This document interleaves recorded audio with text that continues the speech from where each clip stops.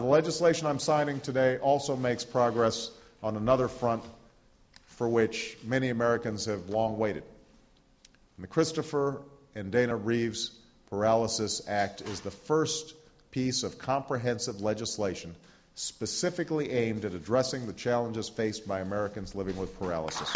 Many folks and organizations from across the disability community worked hard to get this passed, and we are grateful to each of you for bringing us that much closer to providing all Americans with disabilities a full, fair, and equal opportunity to achieve the American dream.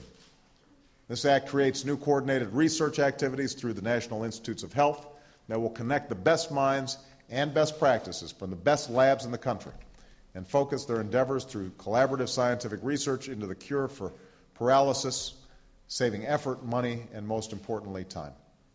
It promotes enhanced rehabilitation services for paralyzed Americans, helping develop better equipment and technology that will allow them to live full and independent lives free from unnecessary barriers.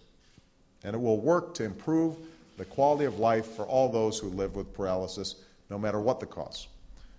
That's the mission of the Christopher and Dana Reeve Foundation.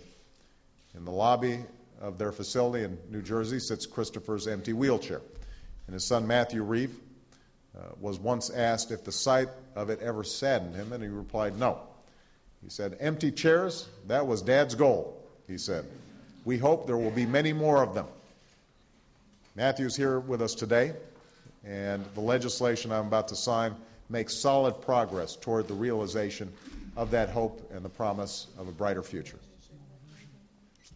All in all, this legislation is that rare end product of what happens when Americans of all parties and places come together in common purpose to consider something more than the politics of the moment.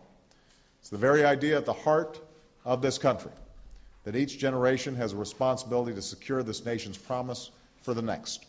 And by signing this bill into law, that's what we're doing today. So, is Matthew here, by the way? Matthew, come on up here. He looks like his dad, doesn't he? Thank you. All right. Let's sign this bill.